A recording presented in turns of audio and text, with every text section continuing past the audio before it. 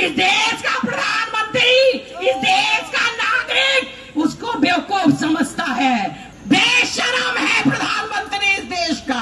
अपने तो सारी कारतूते करते फिरते हैं और हम गरीबों का रोटी भी खाना दुर्लभ कर लिया है इस सरकार ने। बीजेपी का मतलब है विपत्तिजनक पार्टी।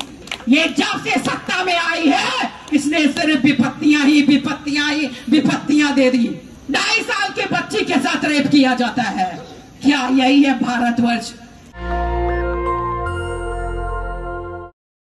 इस वादे के साथ आज इस मंच पे खड़ी हूं कि मोदी, योगी, उत्तर प्रदेश की जितनी भी जनता इस तबाही में जूझ रही है, क्योंकि मैं उस संघर्ष से जूझी हुई हूं जब केले वाले भैया के पास जाकर के 5 रुपए मांगकर सहारा इंडिया में पैसे जमा करे जाते थे। मैं उस दर्द को जानती हूं। मैं उन बहनों के साथ घर में बैठती हूं जिनके घर में रोटी नहीं होती थी, लेकिन वो 50 रुपए चुरा करके चावल के आटे और डब्बे में से और सहारा इंडिया को जमा करती थी। उस दर्द का एहसास मुझे है। मैं आज आपके पास कोई राजनीति करने नहीं आई हूं।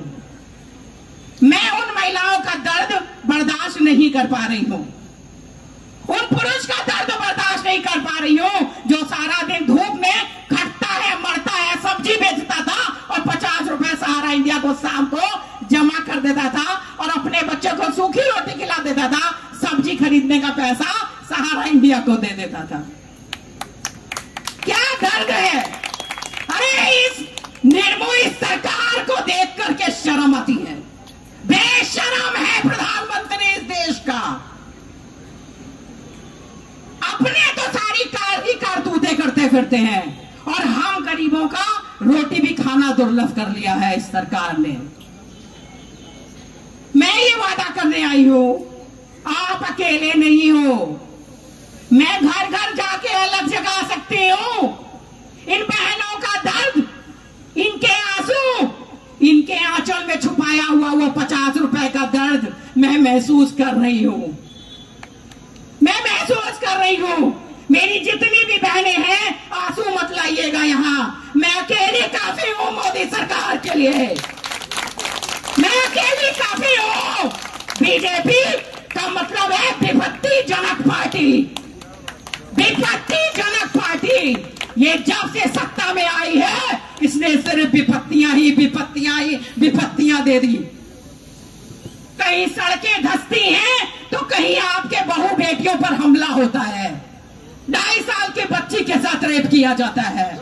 क्या यही है भारतवर्ष जिसकी आप चिल्ला कर देशों में बताते हैं कि मैं भारतवर्ष का निवासी हूं? अरे शर्म आनी चाहिए प्रधानमंत्री साहब आपको, जब आप दूसरे देश में जाके बोलते हैं आई एम फ्रॉम इंडिया।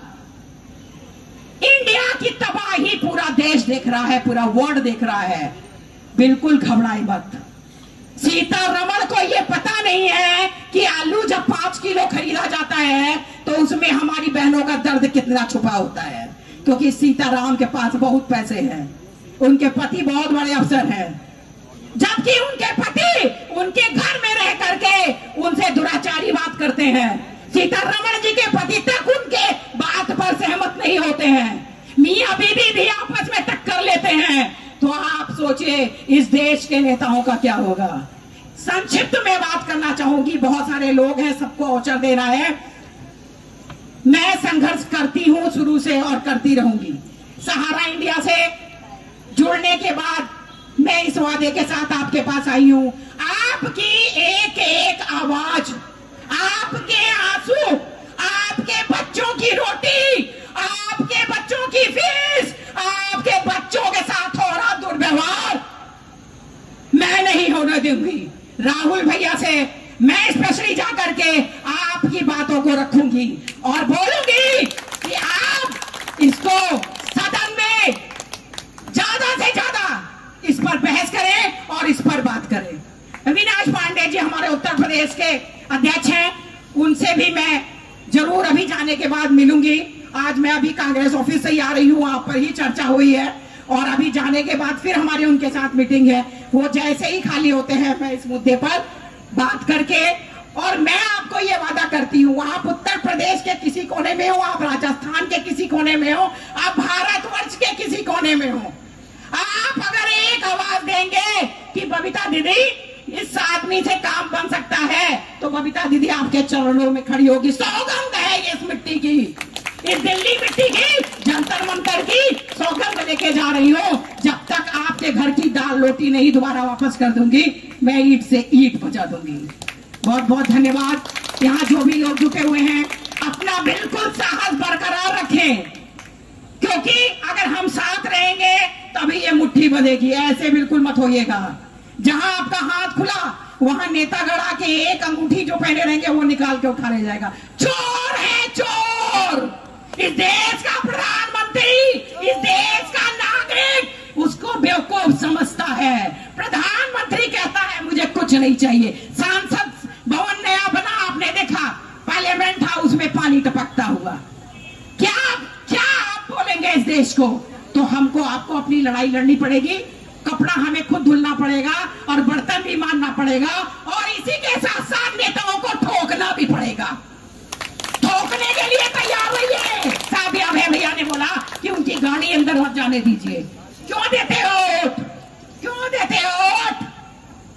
हमारे वोट पर तुम राजनेता, सांसद और प्रधानमंत्री बनते हो और हमारे ही बच्चों की दाल रोटी छीनते हो। तो एक बार कहना चाहूंगे, जोश न ठंडा होने पाए, कदम मिलाकर चल और मंजिल तेरे पग चूमेगी, आज नहीं तो कल। जो भी समय लग रहा है लगने दीजिए, ऊपर वाले के ऊपर विश्वास करिए। हम आपके लिए सिर्फ खड़े हैं। भगवान की शक्ति जितनी होगी आपके लिए लगा देंगे, तन मन धन तीनों से समर्पित। आपकी बड़ी बहन, आपकी छोटी बहन, आपकी बिटिया आपको नतमस्तक होकर प्रणाम करना चाहती हूँ। बहुत बहुत धन्यवाद। नेशनल दस्तक की आपसे गुजारिश है कि अगर इसको बचाना चाहते हैं तो नेशनल दस्तक को सब्सक्राइब करने के लिए रेड कलर के सब्सक्राइब बटन को दबाएं, फिर बेल आइकन की घंटी दबाएं। नेशनल दस्तक को बचाने के लिए बहुत जरूरी है कि हर खबर को शेयर करें, लाइक करें, कमेंट जरूर करें।